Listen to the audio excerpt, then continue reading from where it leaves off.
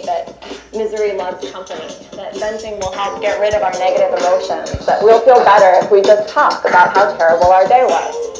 And so we talk. We talk, and we talk about the boss who's driving us crazy, and the friends who never call us back, and the meeting at work where every little thing that could go wrong did. But we forget to talk about the good stuff. And yet that's exactly where our minds need the most practice. So my husband, who has this disconcerting habit of listening to what I say other people should do, and then pointing out that, technically speaking, I'm a person too, has taken to listening to me for about 2 minutes on days when I come home all grumpy and complaining about everything. And he listens, and he says, okay, but what happened today that was good? And so I tell him about the student who came up to me after class with this really interesting, insightful question. And I tell him about the friend who emailed me out of the blue this morning just to say hello. And somewhere in the telling, I start to smile. And I start to think that maybe my day was pretty decent after all. I think we can also work in our communities to focus on the upside. We can be more aware that bad tends to stick. One mean comment can stick with somebody all day, all week even. And bad tends to propagate itself, right? Somebody snaps at you and you snap back, and you snap at the next guy too. But what if the next time somebody snapped at you, you forgave them? What if the next time you had a really grumpy waitress, you left her an extra large tip? Our minds may be built to look for negative information, to hold on to it. But we can also retrain our minds if we put some effort into it and start to see that the glass may be a little more full than we initially thought. Thank you.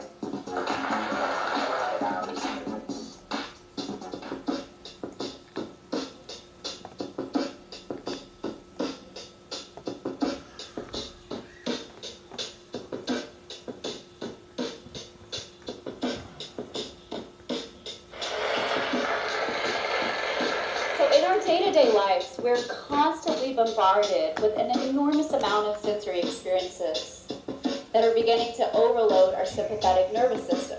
Loud noises, flashing lights, crowds, advertisements, anything that's trying to gain our attention, which begins to activate that fight or flight mechanism in our body, throwing us out of balance. But what if there was a tool that you could tap into every single day, something that happens naturally, that we can use to reverse that, activate the parasympathetic nervous system, come back to that rest or digest mechanism within our bodies, restore our balance, reduce blood pressure, slow down the breath, heart rate, before, during, and after a stressful event. What if it was as simple as just breathing? What if you took 5 minutes out of your day just to focus on the breath? So you may think sitting in silence, focusing on your breath for 5 to 10 minutes a day seems really boring. You have too many things to do. It's a daily indulgence you can't afford to do. You might be thinking, ain't nobody got time for that. Alright, I couldn't resist. But what if it was a crucial regimen for your health? What if by taking that 5 minutes a day would make a difference in your life, in your day? So where do we start? Let's begin here right now with your breath. So take a moment wherever you are. Choose. You might stay seated. You might stand up. Whatever feels right for you. You might want to stretch around a little bit. Just choose where you want to be. And then once you make that decision, take a couple of moments to even shift a little bit. Get comfortable. Allow the eyes to softly close.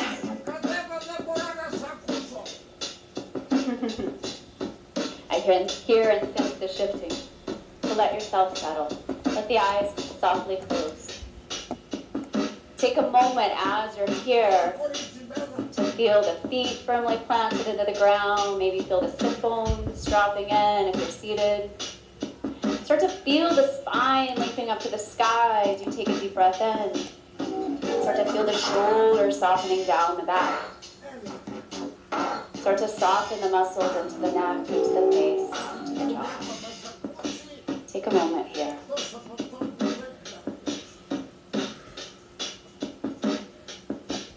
Begin to allow yourself permission to let go. Let go of everything outside of this space. Let go of anything that might have happened before this very moment. Let go of anything that you might have to do afterwards. Let go of any judgments, any expectations about yourself and of this practice. Allow the mind to settle into the heart, into the body. Even begin to listen to the beat of your heart. Welcome yourself as you are in this very present moment. Physically, emotionally, mentally.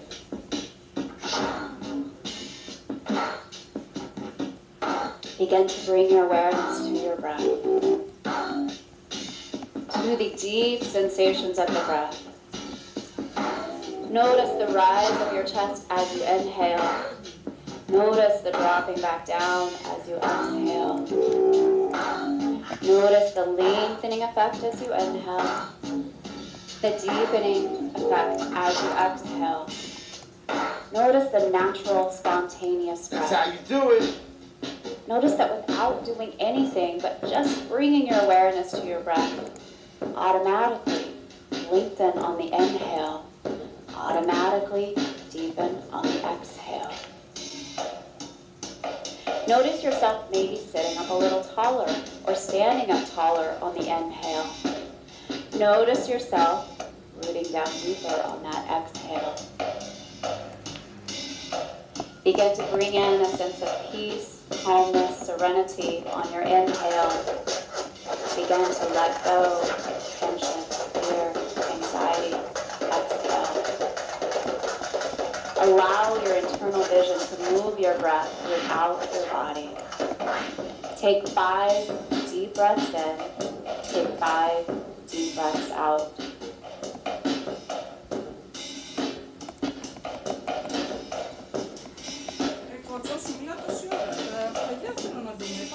Πάρτα όπως θες ρε Αλέκα, τι να δούμε τα φαγιά. Τι να δούμε παιδάκι μου, έχει εδώ χώρο να πάρω, θα πάρεις τα ψηκάτω, τα κρέατα που τα έχω στο τέτοιο τα Επάνω ρε Αλέκα, δεν μπορώ να ανέβω να πάρω. Άστα επάνω. Δώσ' μου τεχνικά στο να δεις, ας πούμε, δεν έχω Τώρα.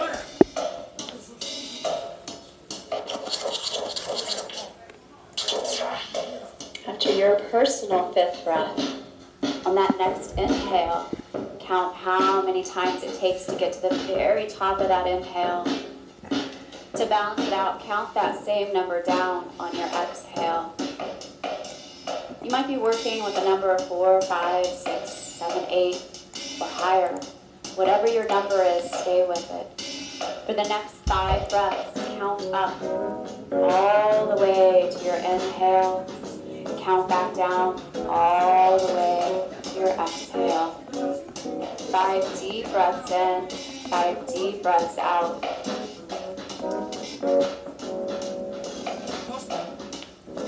Το ταψί με την κυριστάρη στη συντήρηση, τα κρέατα επίσης στη συντήρηση, να τα βάλω στην κατάψυση. Βάλτε που θες ρε Αλέκα, δεν με ενδιαφέρει. Μα εσύ θα σε έπρεπε κανονίσεις ακόμα, δεν σε ενδιαφέρει. Άρα να συνεννοηθούμε λίγο, θέλω να φύγω. Βάλτα στην κατάψυξη. Βάλτα στο ψυγείο. Βάλτα όπου να είναι. Θα τα βρω.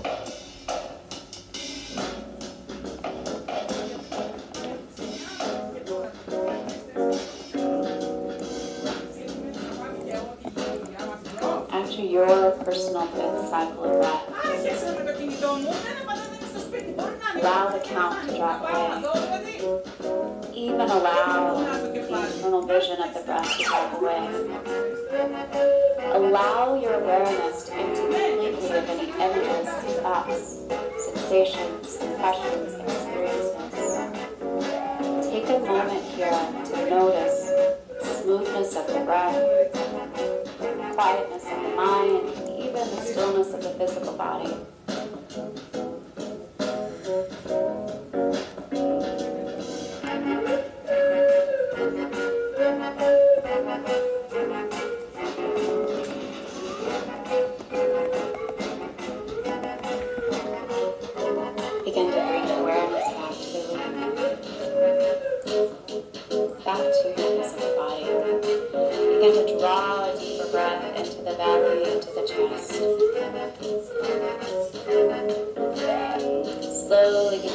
blink the eyes, open and close as we transition back to this room.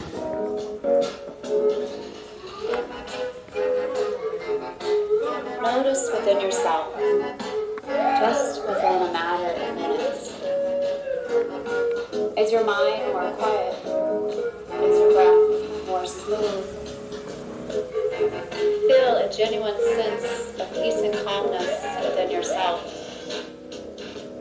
You're more aware of this present moment. Does everything seem a little more vivid, a little more alive? Do you feel refreshed, recharged, rejuvenated? Are you ready to take on the rest of your day? Imagine if you did this every single day. Namaste. Thank you.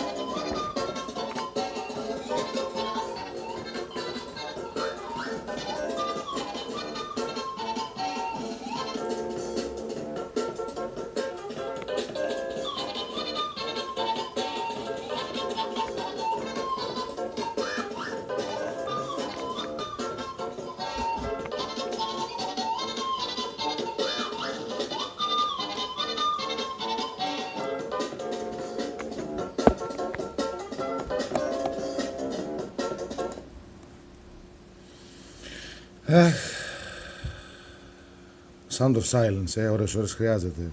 Αλλά για πόσο? Για λίγο. Και μετά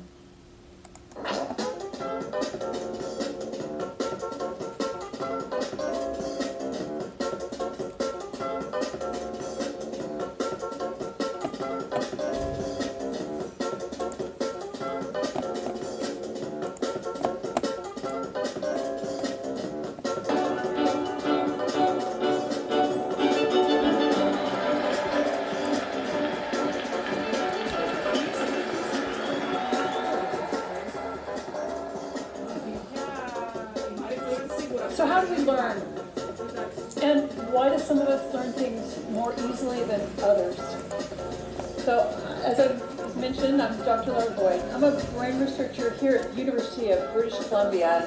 These are the questions that fascinate me.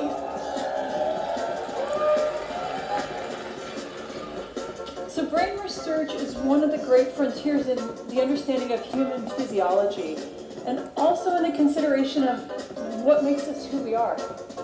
It's an amazing time to be a brain researcher, and I would argue to you that I have the most interesting job in the world.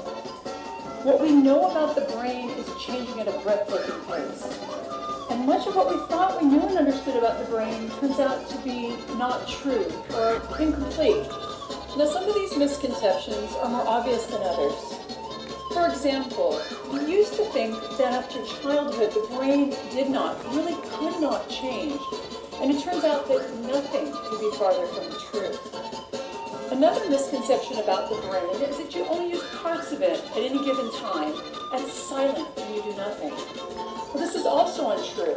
It turns out that even when you're at rest or thinking of nothing, your brain is highly active. So it's been advances in technology such as MRI that's allowed us to make these and many other important discoveries. And perhaps the most exciting, the most interesting and transformative of these discoveries is that every time you learn a new fact or skill, you change your brain. It's something we call neuroplasticity. So as little as 25 years ago, we thought that after about puberty, the only changes that took place in the brain were negative. the loss of brain cells with aging, the result of damage, like a stroke.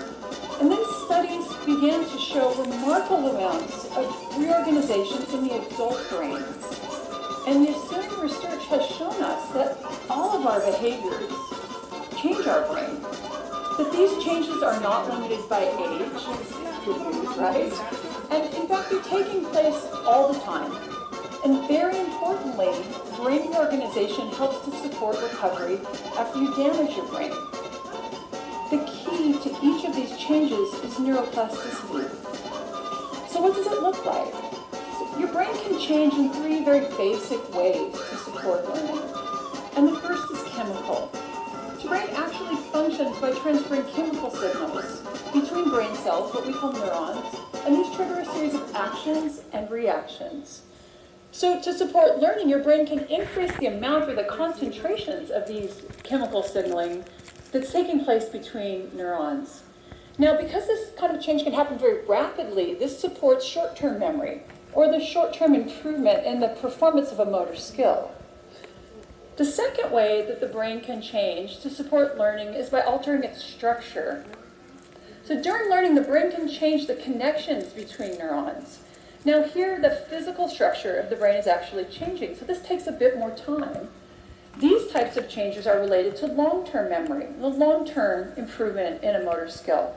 Now, these processes, they interact, and let me give you an example of how. So we've all tried to learn a new motor skill, maybe playing the piano, maybe learning to juggle. You've had the experience of getting better and better within a single session of practice, and thinking, I've got it. And then maybe you return the next day and all those improvements from the day before, they're lost. What happened? Well, in the short term, your brain was able to increase the chemical signaling between your neurons. For some reason, those changes did not induce the structural change that are necessary to support long-term memory. Remember that long-term memories take time, and what you see in the short term does not reflect learning. It's these physical changes that are now going to support long-term memories and chemical changes that support short-term memories. Structural changes also can lead to integrated networks of brain regions that function together to support learning. And they can also lead to certain brain regions that are important for very specific behaviors to change their structure or to enlarge.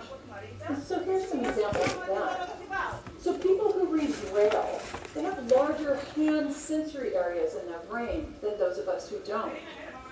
Your dominant hand motor region, which is on the left side of your brain, if you're right-handed, is larger than the other side.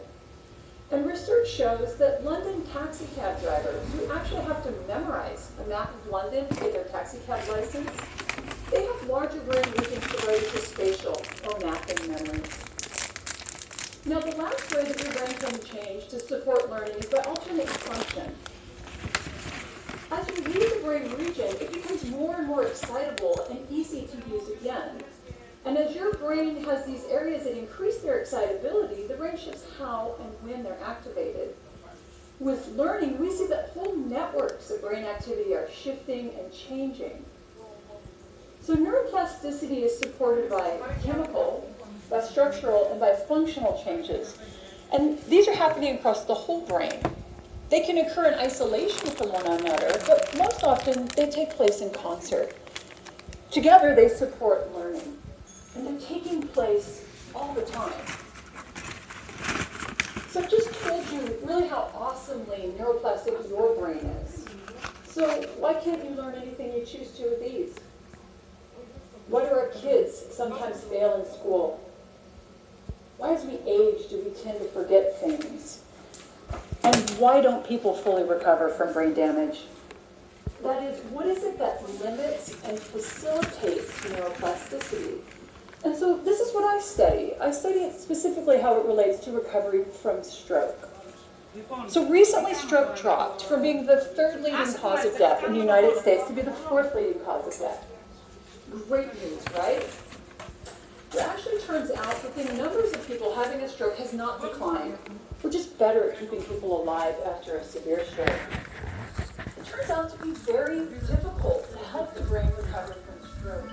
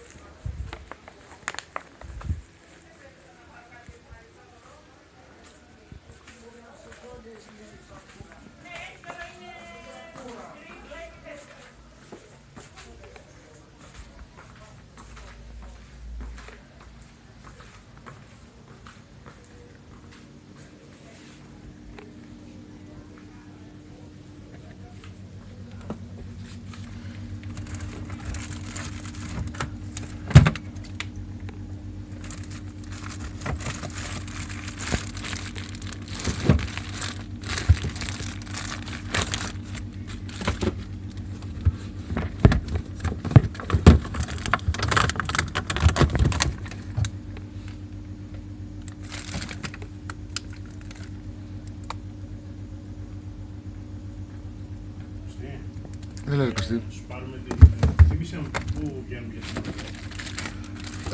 Σχηματάρι θα βγείτε και θα πάτε το δρόμο προς Χαλκίδα και μετά ακολουθείς πινακίδες που λένε προσδήλεση. Το ξέρει και η Αλέκα. έξω του σχηματαρίου βγαίνουμε. Έξω το σχηματαρίου. Μετά το σχηματάρι βασικά εδώ στο χάρτη. Ακολουθείς Κάνεις πινακίδες δήλωση. προς Χαλκίδα, Ναι. και μετά τις πινακίδες που λέει προς δήλεση. Αλλά τα ξέρει και η Αλέκα, το θυμάται. Πάρτε μου και τηλέφωνο άμα βγείτε στο σχηματάρι, αλλά είναι εύκολο.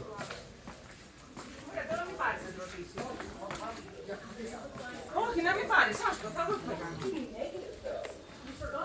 Το δρόμο μπορεί να χρειαστούμε να σε πάρουμε. Του είπα του Κωστή για το δρόμο. Αλλά θα πάρω από So your brain is tremendously plastic, and it's being shaped both structurally and functionally by everything you do, but also by everything that you don't do.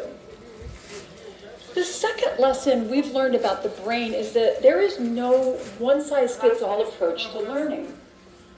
So there's no recipe for learning. It takes 10,000 hours of practice to learn. Θα πάω να πάρω εικόνα σε λίγο. Κάνω μια δουλειά. Δεν μπορώ να φύγω τώρα. σκουπίδια έχουμε. Τα δύο τελευταία σου μου δίνεις. Εδώ θα μου κάνεις. Έχεις κι άλλα δηλαδή, εντάξει. Ναι, αλλά πρέπει να μου κάνεις. Πριν που έκανα να μου κάνω, τώρα γκρέμισα όλα.